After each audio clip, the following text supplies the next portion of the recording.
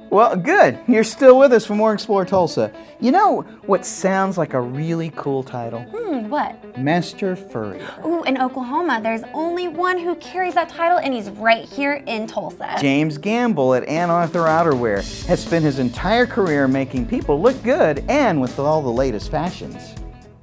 Of course, you're going to meet very interesting people, especially when I went to work for Saks Fifth Avenue. I met some interesting people and some very prominent people, which was very nice. I'm going to say the people that wear furs are a little bit more conscious about how they want to look, and they want luxury items. They're going to have a nice watch, nice house, nice clothes, and of course a fur coat. Well, my father had a department store, and I would help unload and load the furs on the Sunday before the shows. And I really kind of fell in love with them then. It was really nice to go in there when it was closed. You know, Dad had to go in there and work, and you know, here's these kids running around and there's no one in the store. So I got to learn a lot about better clothing for women, better clothing for men, and have an appreciation for something that's very, very well made.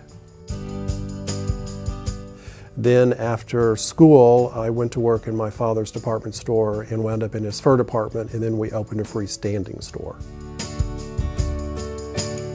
Well, that was in the 80s and 90s, and the furs were very, very popular back then, and so it was fun. Learned how to make garments, learned how to go and buy them at the international markets, so it was a learning process. And I've always liked working with my hands. I was an artist in school and thought I was going to pursue that, and didn't, and found that to be a way of being artistic.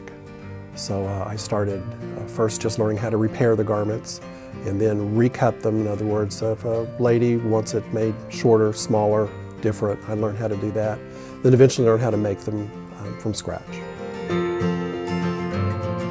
Right, I took a lady's coat. She no longer wanted to wear it, and she wanted her granddaughters and great-granddaughters to have something.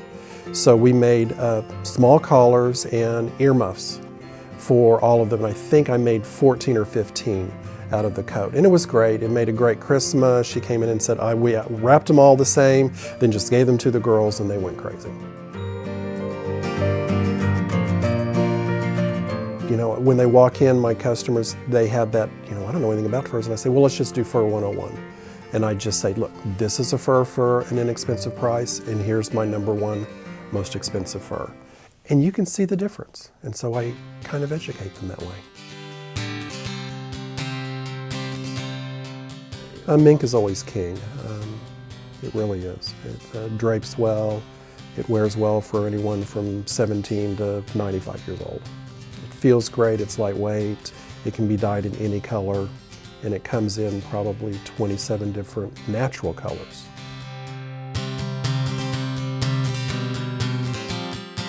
Well, I want them to come back, okay? So I want them to realize that they need to be storing their coats, conditioning their coats every other year, taking care of any small repairs immediately. So we build a rapport. So we're going to see them when they bring their coats in, we're going to see them when they buy something, and then we're going to see them when they take their coats out. So it's great to see a client 3 times a year. And so we find out about their kids, we find out about their parents, their jobs, their new house, their new cars, where they went on vacation. So yeah, that's the great thing about it, and I look forward to seeing all my clients. I think it's probably the diversity in what I get to do, because I can go back there and work on making a new piece, working on a customer's piece, working on my purchasing for the next year, and then visiting with my clients. I mean, I get to do 4 or 5 different items and wear 5 or 6 different hats. So it's never boring.